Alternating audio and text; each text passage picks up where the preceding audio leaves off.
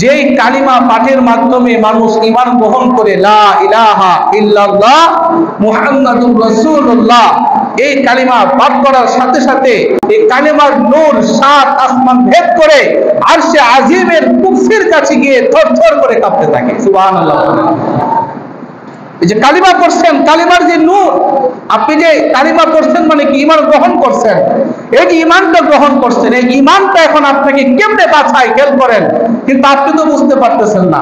আপনি তো টাকার হেফাজত করতেছেন, ঈমানের হেফাজত তো করতেছেন না। আপনি এই আপনাকে হেফাজত করার জন্য কালিমার নূর সাত আসমান ভেদ করে আরশে আজিমে আল্লাহ তাআলার কুরসির কাছে গিয়ে থরথর করে কাঁপতে থাকে। আল্লাহ তাআলা তাকে জিজ্ঞাসা করে, তুমি থরথর করে কেন কাঁপছো? ঈমানের নূর তখন আল্লাহর সাথে কথা বলে আর বলে, ও আল্লাহ, আমাকে যারা মেনে নিয়েছে, আমাকে যারা মনে প্রাণে গ্রহণ করেছে, এখনো তো তাদেরকে মাফ করা হয় নাই। তাদেরকে মাফ না করার কারণে আমি কান্না করতেছি, থরথর করে কাঁপতেছি। আল্লাহ তাআলা ঈমানের নূরকে তখন বলে, তুমি তো বুঝতেই পারো নাই, তুমি আমার কাছে আসার আগেই তাদেরকে আমি মাফ করে দিলাম। বুঝেন ঈমান কি জিনিস? ঈমান কি জিনিস দেখেন। ঈমান আপনাকে বাঁচানোর জন্য কত চেষ্টা করতেছে। আল্লাহর আরশে আজিমে গিয়ে কুরসির কাছে গিয়ে আপনার জন্য সুপারিশ করতেছে, আল্লাহ আমাকে যে গ্রহণ করছে তারা আপনি মাফ করে দেন। আর আল্লাহ বলছে গ্রহণ করার সাথে সাথে তুমি আমার কাছে আসার আগেই তাকে আমি মাফ করে দিলাম। যে আল্লাহ ঈমান নামক মহাদৌলত আমাকে আপনাকে দান করছে, আমি আপনি এই ঈমানটাকে হেফাজত করার জন্য, সংরক্ষণ করার জন্য কি বা চেষ্টা করি? কোনো চেষ্টাই তো আমি করি না। আর যদি চেষ্টাই করতাম, আমার আপনার সামনে কোরআনের শত শত বিধানকে লঙ্ঘন করা হচ্ছে। আমার আপনার সামনে কোরআনের শত শত বিধানকে আইন পাস করে কোরআনের বিধান লঙ্ঘন করা হচ্ছে।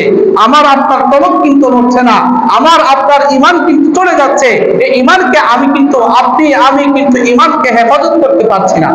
ঈমানের মূল্য আমার কাছে নাই, ঈমানের মূল্য আমার কাছে নাই। আমি আপনি মনে করতেছি আযান দিচ্ছে, মসজিদে যাইতেছি, নামাজ পড়তেছি, ব্যবসা বাণিজ্য করতেছি, বউ বাচ্চা আছে, চলতেছি, খাইতেছি, রাত হইতেছি, ঘুমাইতেছি, সকালবেলা ঘুম থেকে উঠতেছি, এটাই মনে হয় জীবন। এটা কোনো প্রকৃত মানুষের ঈমানদারের জীবন হতে পারে না। একটা মানুষ তখনই প্রকৃত ঈমানদার হবে যখন সর্বহালতে তার ঈমানটাকে সে সংরক্ষণ করে চলবে। ঈমান নষ্ট হয়ে যায় এমন কোনো কাজ তার দ্বারা সংগঠিত হতেই পারে না। কথা ঠিক কিনা বলেন? বারবার আমাদের ঈমানের উপর আঘাত আসে। যাকে বিশ্বাস করে আমি ঈমানদার হয়েছি, আমার ওই বিশ্বাসটাকে বারবার নষ্ট করে দেওয়ার চক্রান্ত করা হচ্ছে। আমরা যারা ইসলাম মানি, ইসলাম প্র্যাকটিস করি, ঈমানওয়ালা মানুষ, বারবার আমরা ইসলাম প্রিয় মানুষেরা সবার মাধ্যমে নিগৃহীত হচ্ছি, নির্যাতিত হচ্ছি। আমি আপনি সেটা বুঝতেও পারতেছি না।